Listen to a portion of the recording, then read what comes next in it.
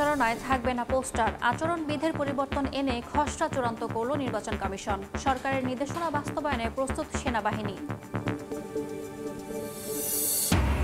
বিদ্যমান পদ্ধতিতে রাষ্ট্রপতি নির্বাচনের পক্ষে বিএনপি, পরিবর্তন চায় জামায়াত, এনসিপি সহ বেশিরভাগ দল। 2 মেয়াদের বেশি প্রধানমন্ত্রী না হওয়ার পক্ষে মত। ছাত্র জনতার অভ্যুত্থান দিবস হিসেবে 5 আগস্ট সরকারি ছুটির সিদ্ধান্ত। ওই দিনের আগেই জুলাই ঘোষণাপত্র প্রকাশের পরিকল্পনা অন্তর্বর্তী সরকারের। কমিটি গঠন। সাগর উত্তাল থাকায় মহেশখালী থেকে এলএনজি সরবরাহ বন্ধ। চট্টগ্রাম সহ দেশের বিভিন্ন স্থানে গ্যাস সংকট। ধুঁকছে সিএনজি ফিলিং স্টেশন, শিল্প কারখানায় উৎপাদন ব্যাহত।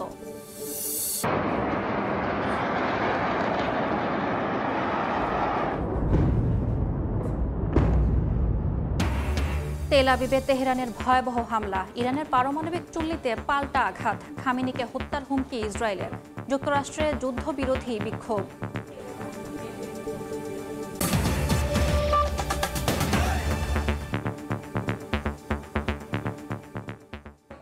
জনপদের সময়ের সঙ্গে আছি আমি ইয়াসমিন অনন্যা। এখন থেকে কোনো নির্বাচনের প্রচারণায় থাকবে না পোস্টার, এমন বিধান যুক্ত করে নির্বাচনী আচরণবিধির খসড়া চূড়ান্ত করল নির্বাচন কমিশন। তবে বিলবোর্ড, ব্যানার, হ্যান্ডবিল ও অনলাইনে প্রচারণা চালাতে পারবেন প্রার্থীরা। এছাড়া দল ও প্রার্থী উভয়কেই দিতে হবে হলফনামা, আর বিধি লঙ্ঘন করলে হতে পারে জেল জরিমানা।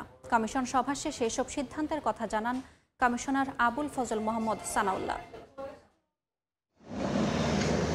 জাতীয় কিংবা স্থানীয় যে কোনো নির্বাচন এলেই পোস্টারে সয়লাভ হয়ে যায় নির্বাচনী এলাকা। ভোটারের দ্বারে না পৌঁছালেও পোস্টারই যেন জানান দেয় প্রার্থীর পরিচয়। প্রতিপক্ষের পোস্টার ছিঁড়ে ফেলা নিয়েও কখনো কখনো হয় সংঘাত। এর বাইরেও বৈরী আবহাওয়ার হাত থেকে রক্ষা পেতে পোস্টারে লাগানো হয় প্লাস্টিক, যা পরিবেশের জন্য ক্ষতিকর। এসব থেকে দূরে রাখতে নির্বাচনী প্রচারণায় পোস্টার ব্যবহার বন্ধের বিধান যুক্ত করে আচরণবিধি সংশোধন করেছে নির্বাচন কমিশন। আমরা পোস্টার ব্যবহার বাদ দেওয়ার ব্যাপারে সম্মত হয়েছি। বিলবোর্ডের ব্যবহার অতীতে ছিল না, এটাকে ইন করা হচ্ছে। ব্যানার, ফেস্টুন, প্রতিদ্বন্দ্বী প্রার্থী ইত্যাদিগুলোকে নতুনভাবে সংজ্ঞায়িত করা হয়েছে। প্রচারণায় পরিবেশ বান্ধব সামগ্রীর ব্যবহারের ব্যাপারে জোর দেওয়া হয়েছে। আচরণবিধিতে অতি গুরুত্বপূর্ণ ব্যক্তি হিসেবে মন্ত্রী, এমপিদের জায়গায় সংযুক্ত করা হয়েছে উপদেষ্টা পরিষদের সদস্যদের। একই সঙ্গে শিক্ষা প্রতিষ্ঠানের পরিচালনা পরিষদে কেউ থাকলে প্রার্থী হওয়ার আগে পদত্যাগ করতে হবে। সরকারি সুবিধাভোগী অতি গুরুত্বপূর্ণ ব্যক্তি হিসেবে যারা বিবেচিত হন সেখানে উপদেষ্টা মণ্ডলীর সদস্যদেরকেও যোগ করা হয়েছে। সোশ্যাল মিডিয়া ব্যবহারে কোনো ধরনের ফরেন ইনভেস্টমেন্ট না করা হয়েছে। কমনভাবে একটি প্ল্যাটফর্ম থেকে সকল প্রার্থী যাতে ইস্তেহার ঘোষণা করতে পারেন বা করেন সেটার বিধান করা হয়েছে। কমিশন বলছে আচরণবিধির খসড়া চূড়ান্ত হলেও রাজনৈতিক দলসহ সব অংশীজনদের মতামত দেওয়ার সুযোগ থাকবে। স্টেক হোল্ডার সাথে আলোচনা করার পর করতে গেলে পারে নতুন নতুন উপাত্ত আসতে পারে। কাউসারা চৌধুরী কুমু, সময় সংবাদ, ঢাকা।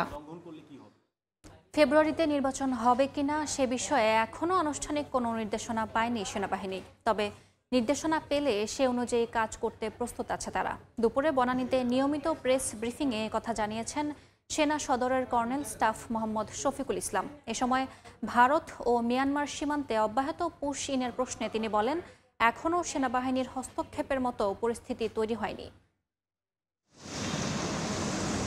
জুলাই আন্দোলনের সময় মোতায়েন করা সেনাবাহিনী অন্তর্বর্তী সরকারের অ্যাসাইনমেন্টে এখনও মাঠেই আছে। দেশের ভেঙে পড়া আইন শৃঙ্খলা পরিস্থিতিতে লাগাম টানতে দেয়া ম্যাজিস্ট্রেসি ক্ষমতাও চলমান। নির্বাচিত সরকার ক্ষমতা গ্রহণের পরই হয়তো ক্যান্টনমেন্টে ফিরতে পারবেন সেনা সদস্যরা। তবে ফেব্রুয়ারিতে জাতীয় নির্বাচনের জোর গুঞ্জন উঠলেও আনুষ্ঠানিকভাবে এখনও কিছু জানানো হয়নি সেনাবাহিনীকে। সেনা সদরের নিয়মিত ব্রিফিংয়ে কর্নেল স্টাফ শফিকুল ইসলাম বলেন, নির্দেশনা পাওয়া মাত্র সে অনুযায়ী কাজ করতে প্রস্তুত আছে বাহিনী। আমরা এখনও সরকারের পক্ষ থেকে অফিসিয়ালি কোনো নির্দেশনা প্রাপ্ত হয়নি, তবে সরকারের নির্দেশনা অনুযায়ী আমরা নির্বাচন সংক্রান্ত দায়িত্ব পালন করব। রোহিঙ্গাদের প্রত্যাবাসনের কোনো কার্যকর অগ্রগতি না থাকলেও প্রতিনিয়ত ভারত আর মিয়ানমার সীমান্ত দিয়ে পুশিন অব্যাহত রেখেছে প্রতিবেশীরা। তবে এখনও বিজিবিতেই আস্থা রাখতে চায় সেনাবাহিনী। স্থায়ী এবং অস্থায়ী ক্যাম্পের বৃদ্ধি করা হয়েছে, আমাদের গোয়েন্দা নজরদারিও বৃদ্ধি করা হয়েছে। তো এই বিষয়ে সেনাবাহিনী অন্তর্ভুক্ত হওয়ার মতো বিষয় এখনো অনুভূত হয়নি। বিজিবি এবং কোস্টগার্ড এই বিষয়টি নিয়ে কাজ করছে। এছাড়া গত 3 সপ্তাহে সারা দেশে বিভিন্ন অভিযানে 56টি অবৈধ অস্ত্র, 990 রাউন্ড গোলাবারুদ ও 996 জন চিহ্নিত অপরাধীকে গ্রেফতারের তথ্য জানানো হয় ব্রিফিংয়ে। জুম্মান সাদিক, জ্যাভলিন, সময় সংবাদ, ঢাকা। বিদ্যমান পদ্ধতিতে রাষ্ট্রপতি নির্বাচনের পক্ষে বিএনপি, পরিবর্তন চায় জামায়াত, এনসিপি সহ বেশিরভাগ দল। 2 মেয়াদের বেশি প্রধানমন্ত্রী না হওয়ার পক্ষেও মত দিয়েছেন তারা। ঐকমত্য কমিশনের সঙ্গে দ্বিতীয় দফার বৈঠকে নিজেদের মতামত তুলে ধরে রাজনৈতিক দলগুলো। কমিশনের সহসভাপতি আলী রিয়াজ জানান, অমীমাংসিত বিষয়গুলো নিয়ে রোববার ফের আলোচনা হবে।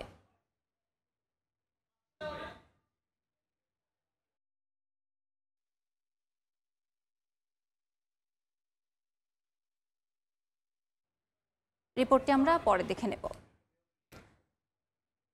জনপদের সময় আরও থাকছে।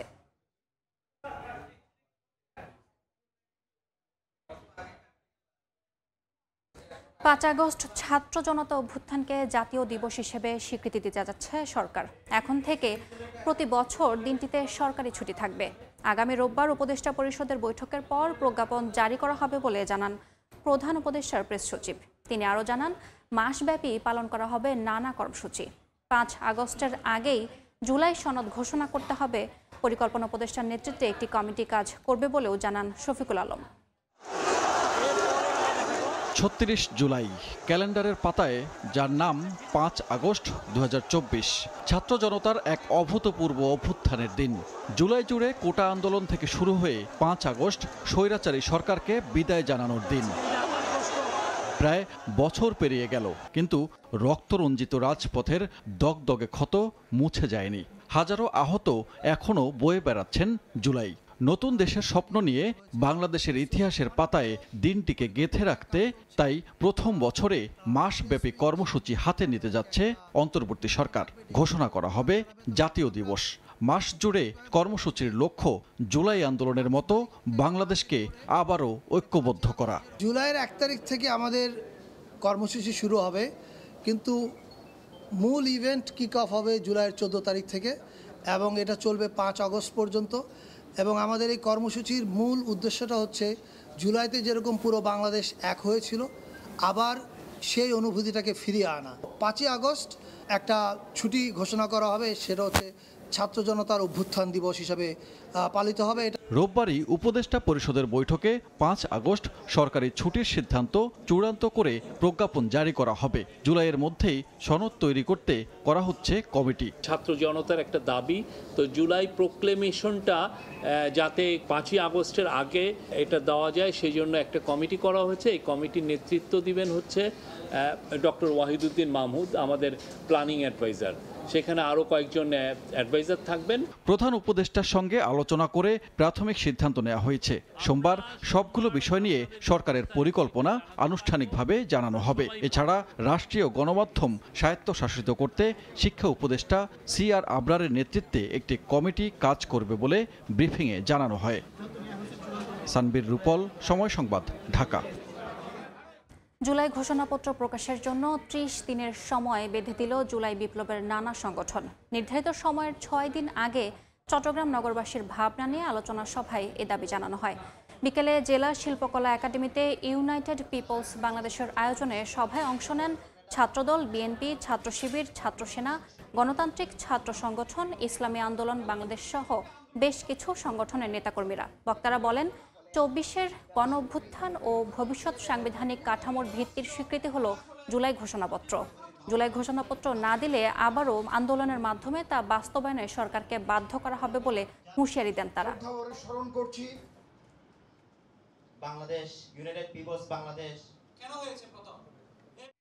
ঐকমত্য কমিশনের বৈঠকের রিপোর্টটি দেখে নেব এখন। বৃহস্পতিবার ঐকমত্য কমিশনের সঙ্গে রাজনৈতিক দলগুলোর দ্বিতীয় দফায় 4র্থ দিনের বৈঠকে অংশ নেয় বিএনপি, জামায়াত, এনসিপি সহ 29টি রাজনৈতিক দল। বিষয়বস্তু নির্ধারণ করা হয় রাষ্ট্রপতি নির্বাচন, প্রধানমন্ত্রীর মেয়াদ, রাষ্ট্রের মূলনীতি ও নির্বাচনী এলাকা। আলোচনা শেষে সংবাদ সম্মেলনে বিএনপি জানায় বিদ্যমান পদ্ধতিতেই রাষ্ট্রপতি নির্বাচন চায় তারা। নেতারা বলেন স্বৈরাচার ঠেকাতে সাংবিধানিক প্রতিষ্ঠানগুলো শক্তিশালী করার বিকল্প নেই। রাষ্ট্রপতি নির্বাচনটা বিদ্যমান পদ্ধতিতে বর্তমান সংবিধানে যেভাবে আছে সংসদ সদস্যগণ নির্বাচন করবেন সেই প্রস্তাবের সাথে আমরা অ্যাড করেছি। এনসিপি নেতা হাসনাত আব্দুল্লাহ বলেন গণতন্ত্র রক্ষায় ফ্যাসিবাদ ঠেকাতে 2 বারের বেশি কেউ প্রধানমন্ত্রী হতে পারবেন না বলে বৈঠকে মতামত দেওয়া হয়েছে। আর রাষ্ট্রপতি নির্বাচনে গোপন ব্যালটে ভোট চায় এনসিপি। উচ্চকক্ষে নিম্নকক্ষের যে ভোটের অনুপাতই হচ্ছে উচ্চকক্ষে আমরা সিট ডিস্ট্রিবিউশনের এই বিষয়টি আমরা কথা বলেছি।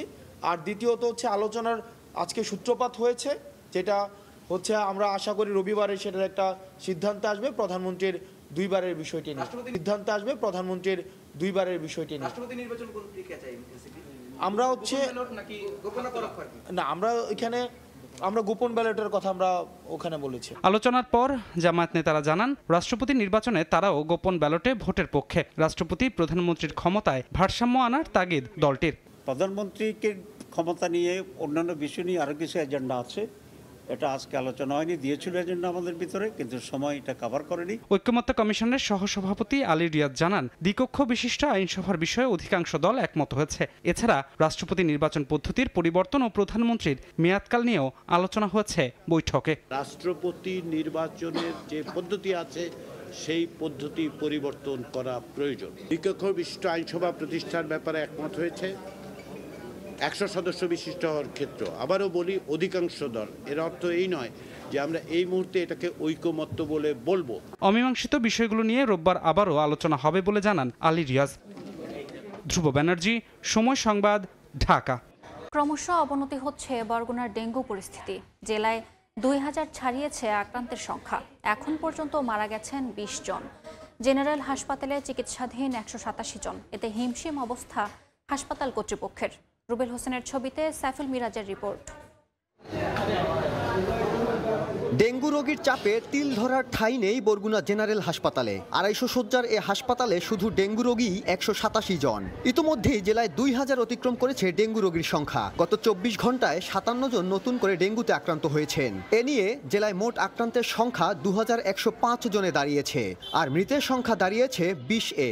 6 দিন ধরে আক্রান্ত, প্যারাটিং প্রত্যেক রোজ কমতে আছে। খাইতে গেলে বমি আসে, জ্বর, দুর্বল শরীর। এই উপসর্গগুলো দেখার পরে আমি ডেঙ্গু টেস্ট করাইলাম। টেস্ট করার পরে আমার ডেঙ্গু পজিটিভ আসছে। এদিকে বাড়তি রোগীর চাপ সামলাতে হিমশিম অবস্থা হাসপাতাল কর্তৃপক্ষের। জরুরি পরিস্থিতি মোকাবেলায় হাসপাতালে 12 জন চিকিৎসক ও 10 জন নার্স পদায়ন করা হলেও এখন পর্যন্ত 4 জন নার্স ও 5 জন চিকিৎসক যোগদান করেছেন। চিকিৎসকরা বলছেন দিন দিন অবনতি হচ্ছে ডেঙ্গু পরিস্থিতির। বরগুনা অবশ্যই হটস্পট, কেসও বেশি, উন্নতি হচ্ছে না, অবনতি তো আমাদের কেস প্রতিদিনই বাড়তেছে। এদিকে বরগুনায় ডেঙ্গু আক্রান্ত রোগীর সংখ্যা বৃদ্ধি পাওয়ার কারণ অনুসন্ধানে কাজ শুরু করেছে আইইডিসিআর। সাইফুল মিরাজ, সময় সংবাদ, বরগুনা। জনপদের সময় আরও থাকছে। থামছেই না বিএসএফ এর পুশিন। এবার খাগড়াছড়ি ও সাতক্ষীরা সীমান্তে 19 জনকে ঠেলে দেওয়া হলো বাংলাদেশে। হেফাজতে নিল বিজিবি। উত্তাল সাগরে মহেশখালী থেকে এলএনজি সরবরাহ বন্ধ হয়ে যাওয়ায় চট্টগ্রামে গ্যাস সংকট দেখা দিয়েছে। এতে বন্ধ নগরীর অধিকাংশ সিএনজি ফিলিং স্টেশন। এছাড়া উৎপাদন ব্যাহত হচ্ছে শিল্প কারখানায়ও।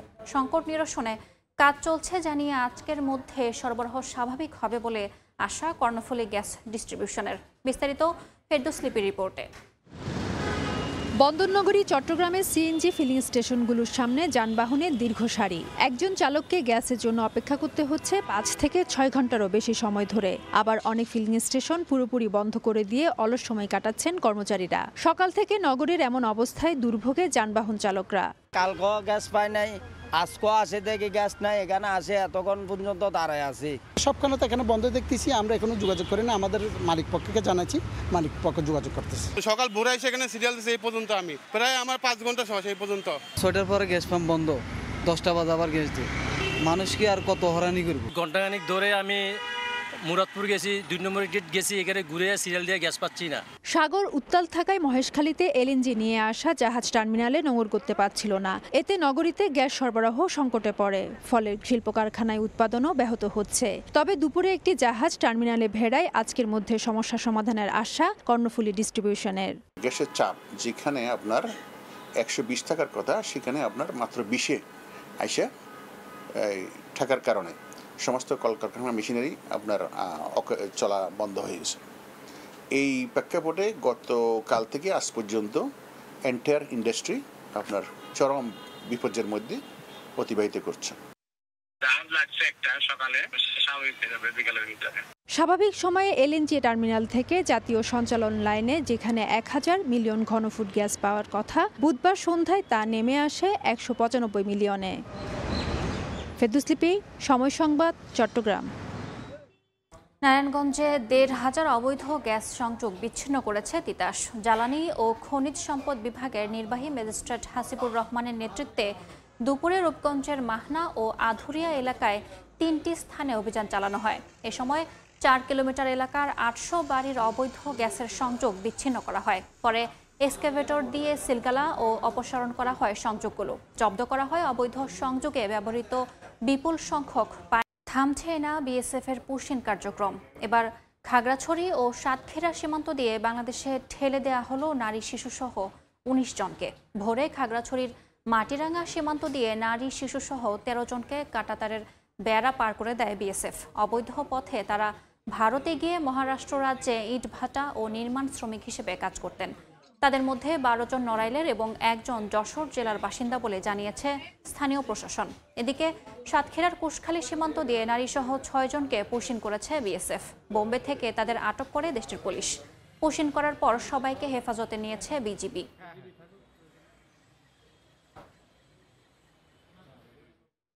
ভারতের ত্রিপুরা রাজ্যে বিভিন্ন সময়ে আটককৃত 14 বাংলাদেশি নাগরিককে আখাউড়া স্থলবন্দর সীমান্ত দিয়ে ফেরত পাঠানো হয়েছে।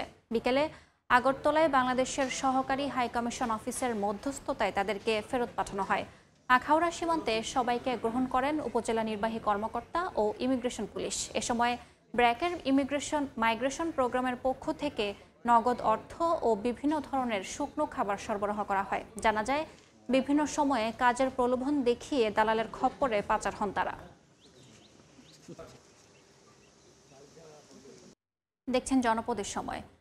পাল্টাপাল্টি হামলায় কাঁপছে ইরান ইসরায়েল। সকালে তেল আবিবের প্রাণকেন্দ্রে হামলা চালায় তেহরান। এতে হাসপাতাল সহ বেশ কয়েকটি গুরুত্বপূর্ণ ভবন ক্ষতিগ্রস্ত হয়েছে।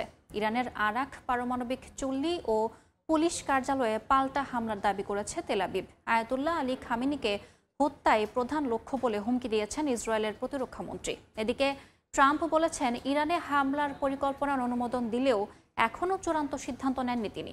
ইরান ইসরায়েল সংঘাত ইস্যুতে ফোন আলাপ করেছেন রুশ প্রেসিডেন্ট ভ্লাদিমির পুতিন ও চীনের প্রেসিডেন্ট শি জিনপিং। আজ রাতেই নিরাপত্তা বৈঠকে বসছেন নেতানিয়াহু।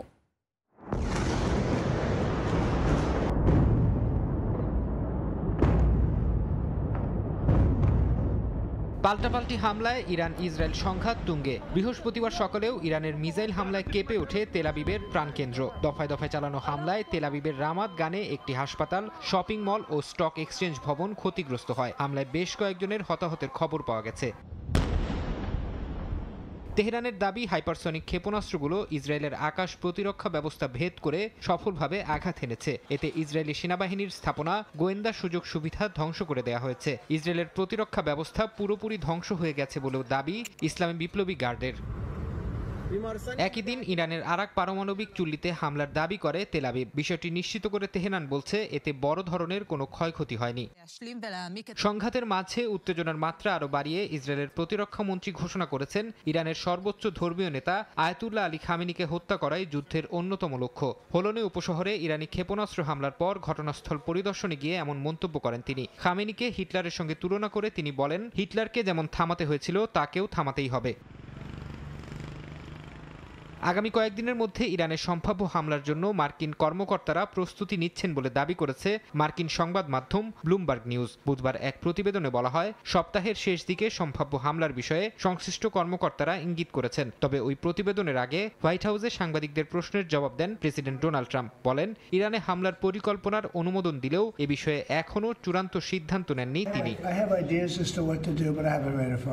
কি করব সে সম্পর্কে আমার কিছু ধারণা আছে, কিন্তু আমি এখনো চূড়ান্ত সিদ্ধান্ত নেইনি। ইরান কোনোভাবেই পারমাণবিক অস্ত্র পেতে পারে না। ধ্বংসযজ্ঞ অনেক বেশি হবে এবং তারা সেটা ব্যবহার করবে। আমার দৃষ্টিতে ব্যাপারটা খুবই সহজ, তারা পারমাণবিক অস্ত্র পেতে পারে না।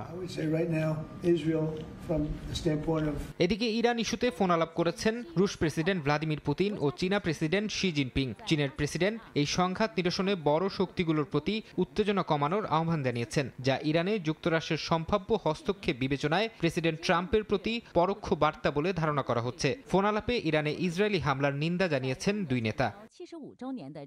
ফারহাদ চৌধুরী, সময় সংবাদ। জনপদের সময়ের শীর্ষ সংবাদগুলো জানিয়ে দিচ্ছে আরেকবার। নির্বাচনী প্রচারণায় থাকবে না পোস্টার, আচরণবিধির পরিবর্তন এনে খসড়া চূড়ান্ত করল নির্বাচন কমিশন। সরকারের নির্দেশনা বাস্তবায়নে প্রস্তুত সেনাবাহিনী। বিদ্যমান পদ্ধতিতে রাষ্ট্রপতি নির্বাচনের পক্ষে বিএনপি, পরিবর্তন চায় জামায়াত, এনসিপি সহ বেশিরভাগ দল। 2 মেয়াদের বেশি প্রধানমন্ত্রী না হওয়ার পক্ষে মত। ছাত্র জনতার অভ্যুত্থান দিবস হিসেবে 5 আগস্ট সরকারি ছুটির সিদ্ধান্ত। ওই দিনের আগেই জুলাই ঘোষণাপত্র প্রকাশের পরিকল্পনা অন্তর্বর্তী সরকারের, কমিটি গঠন।